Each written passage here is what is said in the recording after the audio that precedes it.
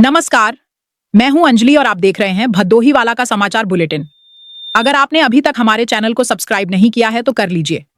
आप अब अपनी स्थानीय खबरें और समस्याएं हमें सीधे भेज सकते हैं। नंबर स्क्रीन पर दिया हुआ है। भ्रष्टाचार के खिलाफ डीपीआरओ जिलाधिकारी संजय कुमार मिश्र ने बड़ी कार्रवाई की है। भदोही ब्लॉक के घसकरी गांव में 9,40,000 के घोटालों में 4 साल से तैनात 3 ग्राम विकास अधिकारियों के निलंबन की सिफारिश कर दी। ग्राम प्रधान को पूर्व में ही नोटिस जारी कर जवाब मांगा गया था। बीडीओ और प्रधान से वसूली की तैयारी हो रही है। गांव में विकास के लिए सरकार की ओर से समय समय पर योजनाएं चलाई जा रही हैं। योजनाओं में पारदर्शिता बनी रहे, इसलिए पूरी प्रक्रिया ऑनलाइन कर दी जाती है। मनरेगा और ग्राम स्वराज की वेबसाइटों पर न सिर्फ कार्य का ब्यौरा दर्ज करना होता है, बल्कि काम के बाद खर्च और मद की भी जानकारी दी जाती है। इसके बाद भी गांवों में भ्रष्टाचार का मामला थम नहीं रहा। डीएम के निर्देश पर डीपीआरओ ने स्वयं जांच कर 9,40,000 की धांधली पकड़ी। प्रधान ने अपने भाई भतीजे और पड़ोसियों के नाम पर मनरेगा का भुगतान किया। रिश्तेदार और घर के सदस्यों के नाम बने फर्म को भुगतान किया गया। जांच में फर्म को अनियमित तरीके से 4,93,544 रुपए दिया गया।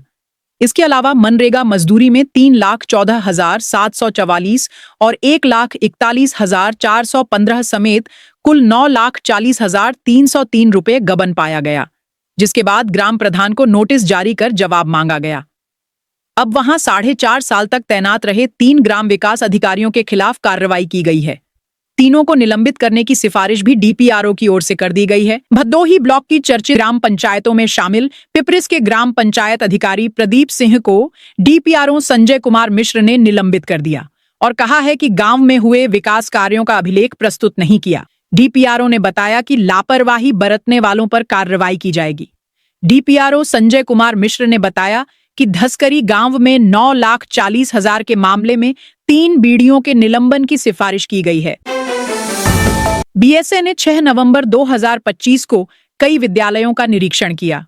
इनमें कंपोजिट विद्यालय वारी, प्राथमिक विद्यालय पकड़ी खुर्द प्रथम, प्राथमिक विद्यालय महजूदा, प्राथमिक एवं पूर्व माध्यमिक विद्यालय भिदौरा और प्राथमिक विद्यालय कंसापुर द्वितीय शामिल थे।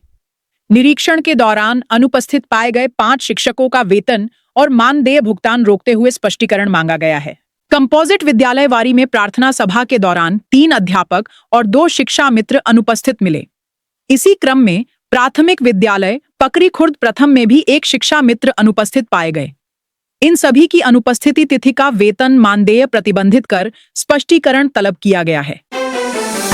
स्टेट सभागार में गुरुवार को नगरीय निकाय की बैठक में डीएम शैलेश कुमार के तेवर तल्ख हो गए। समीक्षा के दौरान जब घोसियां के चेयरमैन पति सवालों का जवाब देने के लिए उठे तो इसको लेकर डीएम नाराज हो गए। पहले तो उन्हें बाहर जाने को कहा, हालांकि बाद में चेयरमैन बेबी ने तबीयत खराब होने का हवाला दिया तो बैठने दिया। इस दौरान डीएम ने चेयरमैन से नगर की समस्या और कुल वार्ड के बारे में जानकारी मांगी तो वह चुप हो गईं। वह नगर के सभी वार्ड का नाम तक नहीं बता सकी। इसको लेकर डीएम ने नाराजगी जताई और सभी को निर्देश दिया कि बैठकों में प्रतिनिधि या उनके पति भविष्य में न आए। डीएम ने कहा कि नगरीय निकाय की बैठक हो या ब्लॉक प्रमुखों की, समीक्षा के दौरान सिर्फ निर्वाचित महिला प्रतिनिधि ही रहे। उन्होंने सभी अधिशासी अधिकारियों को निर्देश दिया कि आईजीआरएस पोर्टल पर शिकायत का निस्तारण में शिथिलता न बरती जाए, त्वरित मामले का समाधान किया जाए। नगरों में सफाई व्यवस्था, स्ट्रीट लाइट बदलने और सीवर को लेकर सबसे अधिक शिकायतें आती हैं। ऐसी शिकायत का निस्तारण करके आख्या लगाई जाए। सुरियावा कोतवाली क्षेत्र के भोरी कजरहावा में गुरुवार शाम करीब 6 बजे बीडीसी सदस्य 42 वर्षीय राजेंद्र प्रसाद यादव का शव चिलबिल के पेड़ से लटका मिला। घटना की जानकारी होते ही क्षेत्र में अफरा तफरी मच गई।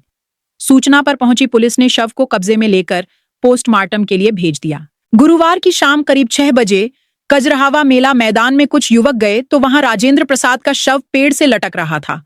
इसकी खबर लोगों को लगी, वहां भीड़ जुट गई।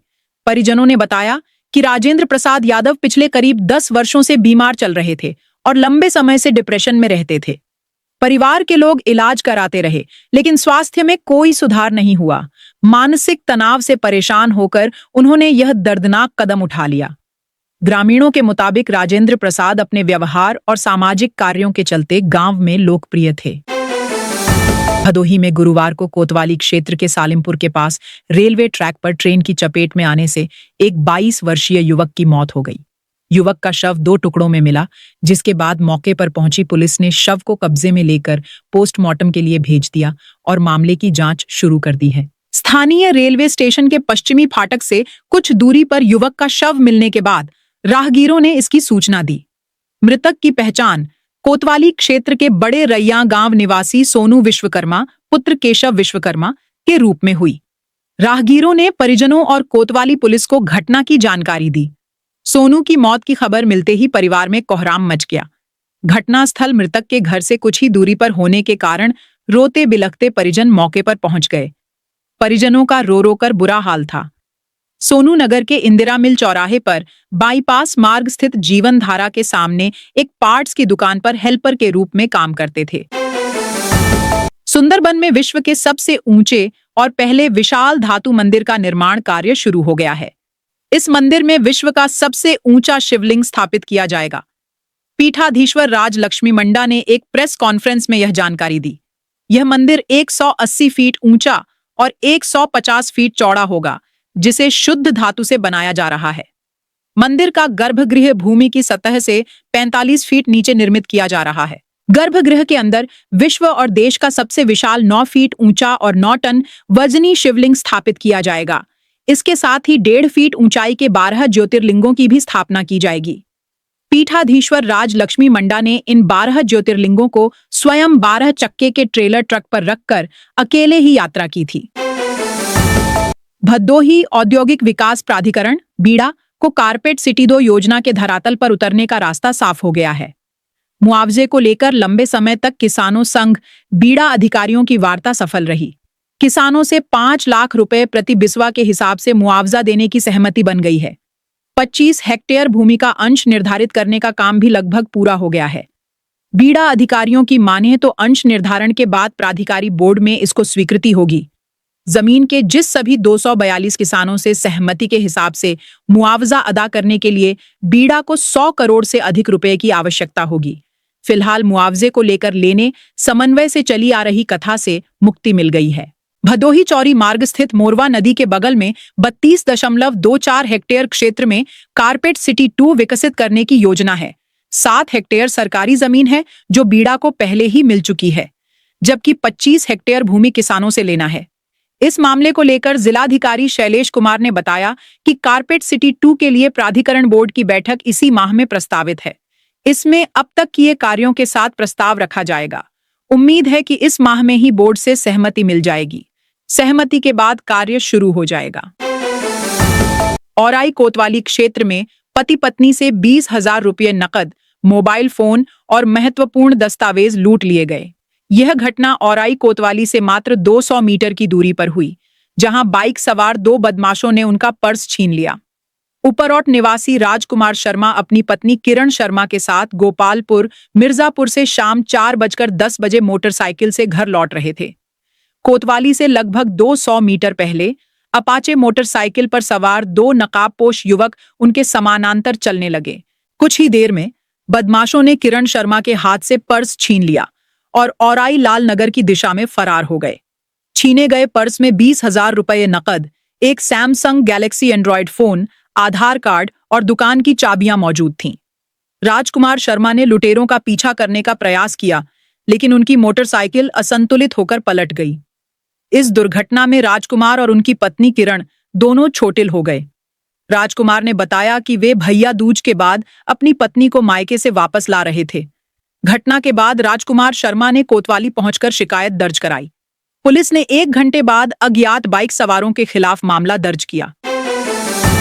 भदोही नगर में गजिया ओवरब्रिज से लिप्पन तिराहा तक प्रतिदिन लगने वाले जाम को लेकर पूर्व सभासद दानिश सिद्दीकी ने गुरुवार को जिलाधिकारी को एक पत्रक सौंपा। इसमें उन्होंने सड़क चौड़ीकरण और सुबह 7 बजे से शाम 4 बजे तक मालवाहक वाहनों के लिए नो एंट्री लागू करने की मांग की। पूर्व सभासद ने बताया कि गजिया ओवरब्रिज से लिप्पन तिराहे पर लंबे समय से जाम की स्थिति बनी हुई है, जो अब और गंभीर होती जा रही है। दिन भर में कई बार 2 से 3 घंटे तक जाम लगा रहता है। इससे स्कूली बच्चे, मरीज और आम राहगीर घंटों फंसे रहकर परेशान होते हैं। स्थानीय दुकानदारों का व्यापार भी प्रभावित हो रहा है। काशी नरेश राजकीय स्नातकोत्तर महाविद्यालय ज्ञानपुर भदोही में अर्थशास्त्र परिषद के तत्वावधान में एक सामान्य ज्ञान प्रतियोगिता का आयोजन किया गया। इसमें स्नातक और स्नातकोत्तर स्तर के विद्यार्थियों ने बड़ी संख्या में भाग लिया। प्रतियोगिता के लिए स्नातक और स्नातकोत्तर वर्ग के विद्यार्थियों हेतु अलग-अलग प्रश्न पत्र तैयार किए गए थे। मूल्यांकन प्रक्रिया पूरी होने के बाद परिणाम भी घोषित कर दिए गए। अर्थशास्त्र परिषद के संयोजक वीरेंद्र कुमार ने परिणामों की घोषणा की। परास्नातक पोस्ट ग्रेजुएट स्तर पर श्वेता तिवारी ने प्रथम पुरस्कार प्राप्त किया। द्वितीय स्थान साक्षी सिंह को मिला, जबकि अमित कुमार यादव तृतीय स्थान पर रहे। खुशी पांडेय को सांत्वना पुरस्कार दिया जाएगा। आज के बुलेटिन में फिलहाल इतना ही। हम कल फिर मिलेंगे नई खबरों के साथ।